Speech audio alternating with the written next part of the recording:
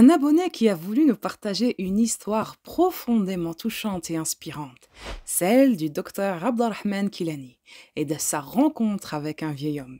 Une rencontre marquée par une vision incroyable du prophète Mohammed sallallahu alayhi wa sallam. Cette histoire, pleine de sagesse et de foi, nous rappelle la puissance d'Allah Azzawajal, des prières, des invocations et des bénédictions, et des moments qui changent nos vies à jamais. Restez avec moi, car cette expérience est bien plus qu'une simple rencontre. C'est un témoignage de miracles qui peuvent se produire dans les moments les plus inattendus. Alors, installez-vous confortablement et laissez-moi vous emmener dans cette histoire émouvante et inspirante. Bismillah ar-Rahman ar-Rahim. Mes très chers frères et sœurs, Assalamu alaikum wa rahmatullah wa barakatuh.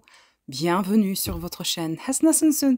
Je dis votre chaîne car c'est vous qui choisissez les histoires. Faites comme Husni qui m'a écrit cette fois-ci de mon mail que je lui raconte l'histoire de ce noble docteur qui est une histoire vraiment incroyable car, pour pas vous mentir, je ne la connaissais même pas.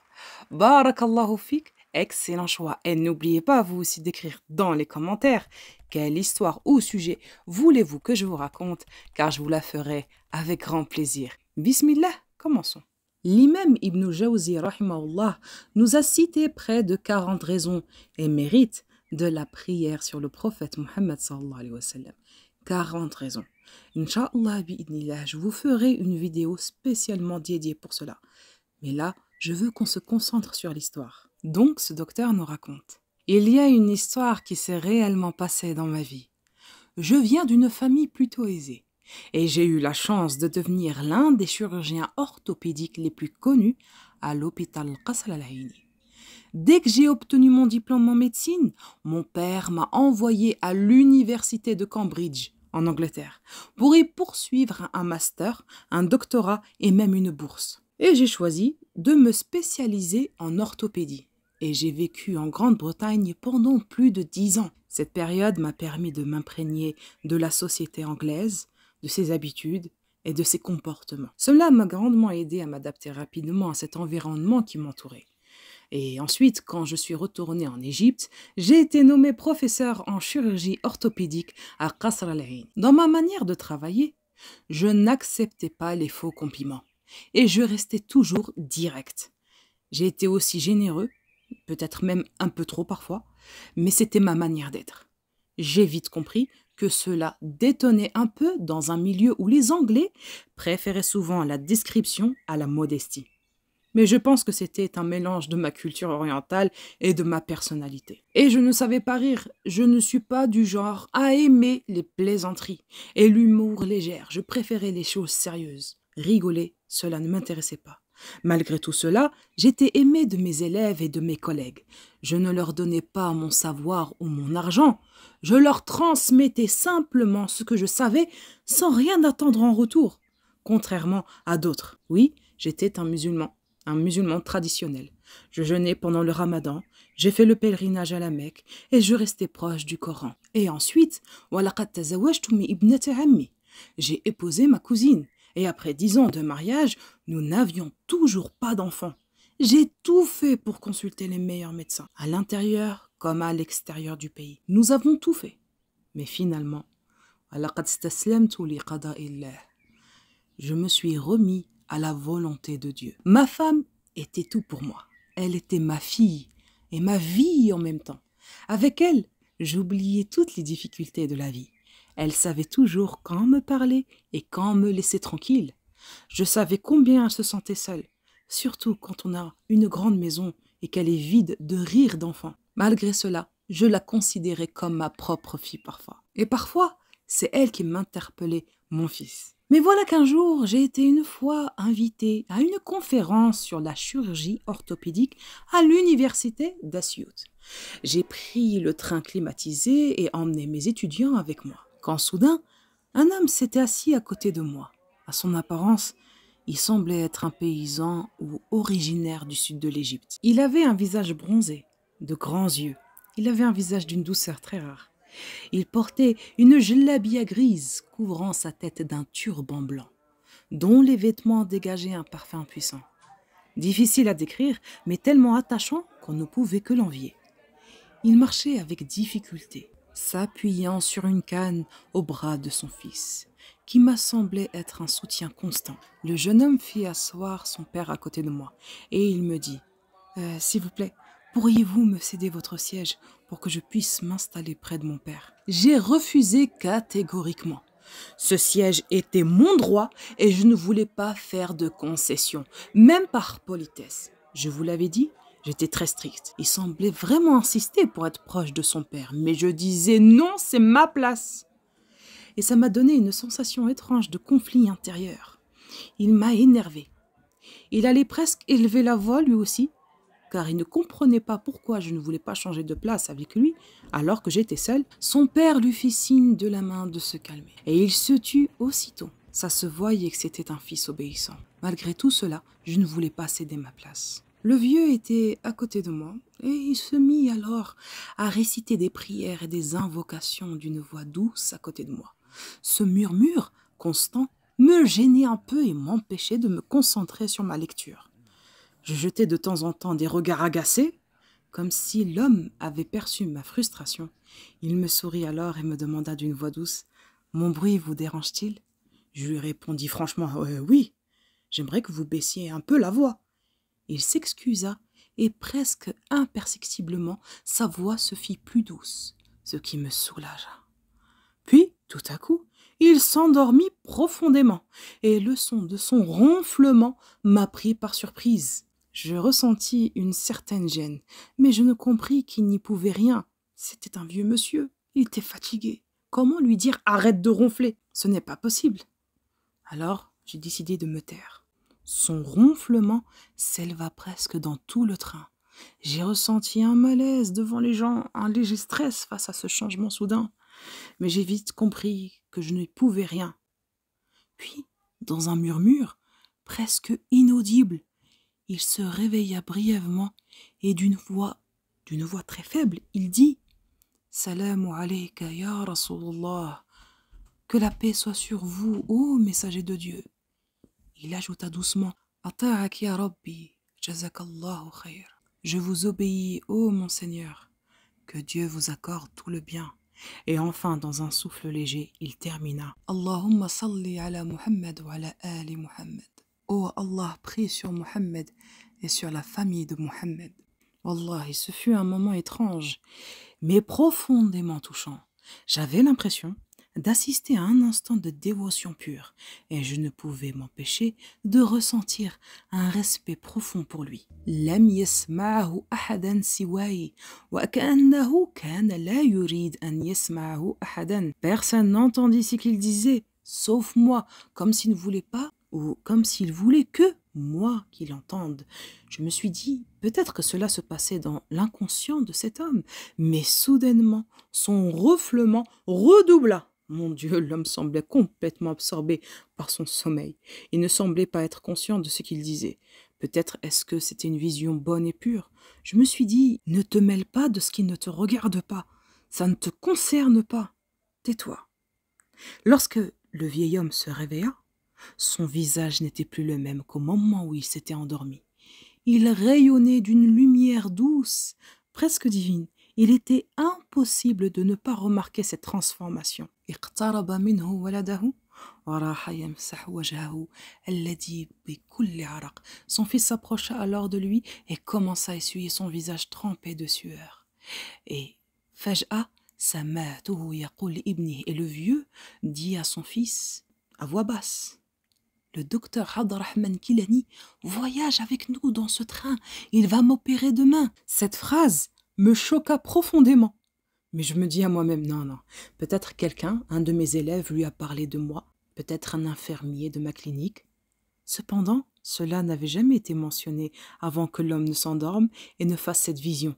Est-ce que c'est de la prémonition ou de la transparence? Je ne pouvais m'empêcher d'aller jusqu'au bout. Je voulais savoir cette fin de cette situation. Mais cette fois, c'était à moi de prendre l'initiative, surtout après qu'il ait prononcé mon nom et que je sois devenu le personnage central de ses visions. Il me demanda « Et vous, où descendez-vous » Je répondis calmement « À Assiout ». L'homme se tut alors et détourna son regard. La curiosité me rongeait. J'avais besoin de comprendre, alors je lui posai quelques questions. « Ses réponses étaient brèves, presque fuyantes, et elles ne se firent qu'attiser mon désir de savoir plus encore sur lui. Alors je pris une grande inspiration et décidai de dévoiler ma dernière carte. Je lui dis: « Vous connaissez le docteur Abdelrahman ?» Il répondit « Non », mais précisa qu'il allait le voir. Je lui dis alors avec une certaine assurance: « Je suis le docteur Abdelrahman Kilani. » Il baissa les yeux comme s'il n'avait pas compris ce que je venais de dire. Puis, il se mit à taper le sol du train avec sa canne, murmurant des prières sur le prophète Mohammed sallallahu alayhi wa sallam. Il m'a laissé dans un silence lourd et je sentais qu'il attendait de moi que je sois celui qui cède, celui qui se retire. Puis après un moment de tension, je lui dis enfin: peut-être que c'est le messager de Dieu qui vous l'a dit. L'effet sur lui fut immédiat. Il parut choqué. Son visage s'éclaira d'une expression d'étonnement. Ses yeux s'écarquillèrent et il me fixa longuement, comme si ce que je venais de dire n'était pas possible. Puis presque hésitant, il balbutia: Comment savez-vous cela? Qui vous l'a dit? Je souris intérieurement, pensant: voilà, j'ai réussi à la voir, mon ami. Il se précipita pour poser des questions et en parler, tandis que moi, je restais calme, feignant la dignité, dessinant une expression sérieuse sur mon visage. Je détournai mon regard de lui comme il avait fait, et je dis: cela reste une affaire privée. Il répondit précipitamment: oui, c'est bien le messager de Dieu, le prophète Mohammed sallallahu alayhi wa sallam. Il m'a parlé de quelque chose et il a dit que l'enseignant Radi est en meilleure santé. Je répondis avec un sourire discret: que la paix soit sur lui. Je sentais comme l'homme commençait à se perdre dans ses pensées, comme si le temps se suspendait autour de lui. Puis d'un coup, je l'interrogeai directement: mais le messager de Dieu, vous a-t-il aussi dit que c'est moi qui vais vous opérer demain? Et là, il me dit: hier, tu te trouvais avec ta femme sur le balcon, les mains levées, dans une prière sincère, demandant à Allah Azzawajal de te bénir avec un enfant, comme il a béni le prophète Zakaria avec Yahya, que la paix soit sur eux. Et tu étais tellement sincère dans ton invocation, dans un mouvement distrait, ta main a effleuré le verre de thé chaud posé sur le rebord de la fenêtre, et il est tombé dans la rue, te brûlant la main. J'ai vu ce petit moment de douleur presque comme une métaphore d'un désir fort et d'une épreuve qui te fait réaliser que la vie peut être imprévisible, même dans les gestes les plus simples. J'étais étonné. Mes yeux se sont écarquillés. C'est cette fois lui qui a réussi à m'avoir. Je suis resté figé, la gorge nouée, comme si le monde autour de moi avait cessé de tourner. La confusion était évidente sur mon visage. Un frisson me parcourut et je me mis à toucher ma main là où je me suis brûlé. Je me sentais tout à coup totalement dérouté face à cet homme simple. Je suis diplômé de Cambridge quand même, titulaire d'une bourse de chirurgie royale.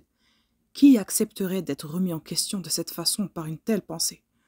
J'avais l'impression de me retrouver devant lui comme si j'étais en train de me rendre à la réalité de sa sagesse. C'était comme si j'avais été brusquement tiré de mon monde, un peu comme un rêve devenu soudainement très réel.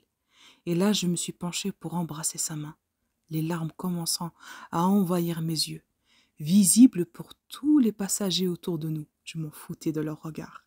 Il me caressa doucement la tête, puis il dit: Andi bushra khassa akhbarani biha Habib al-Karim alayhi salatu wassalam. J'ai une bonne nouvelle à te partager, mon fils. Une nouvelle que m'a transmis le prophète Mohammed sallallahu alayhi wa sallam dans mon songe.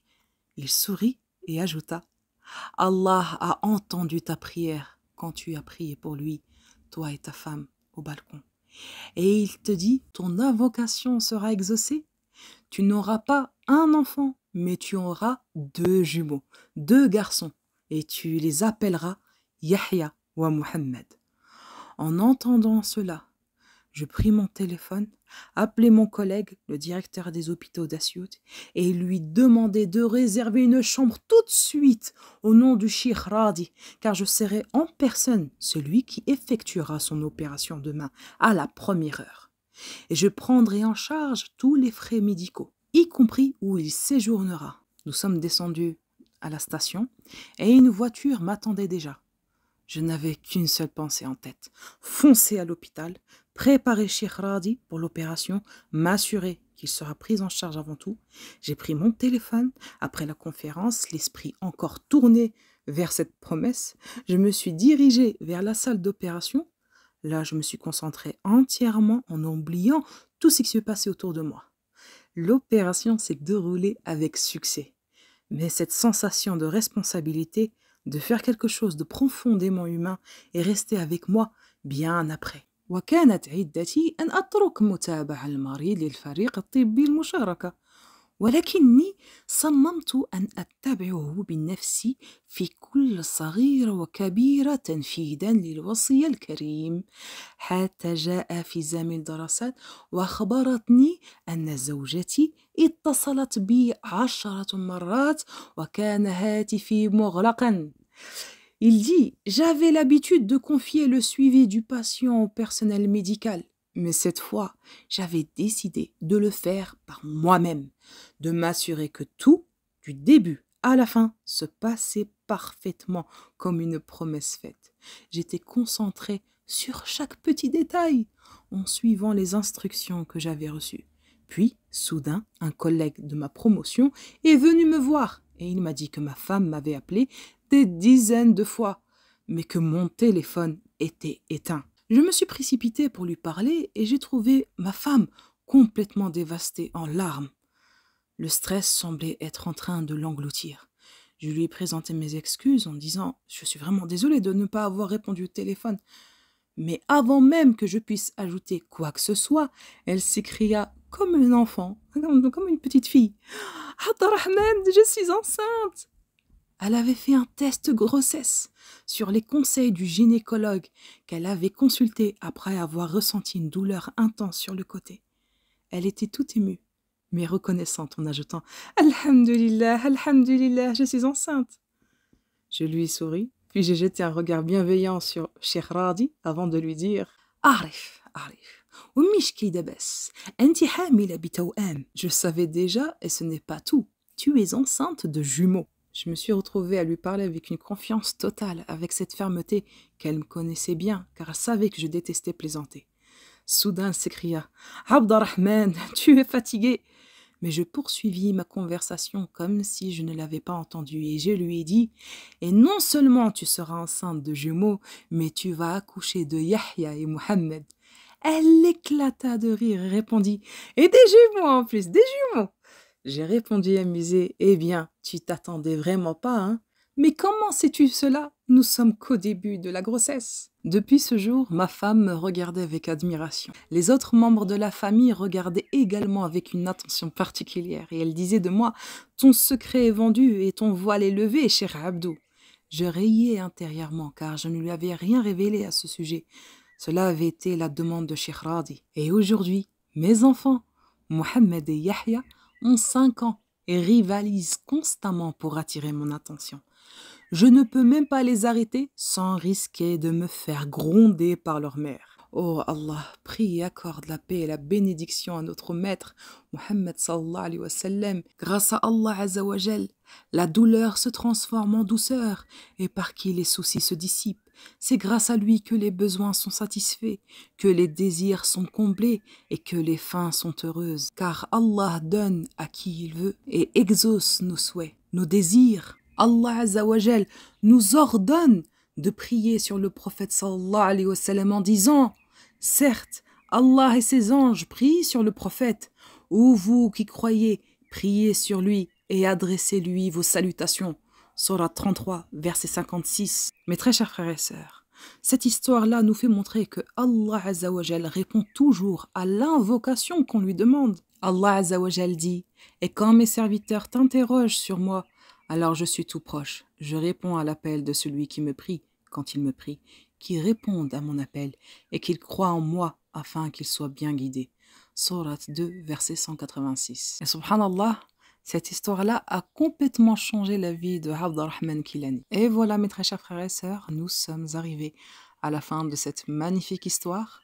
دمتم في رعاية الله وآمنه والسلام عليكم ورحمة الله وبركاته.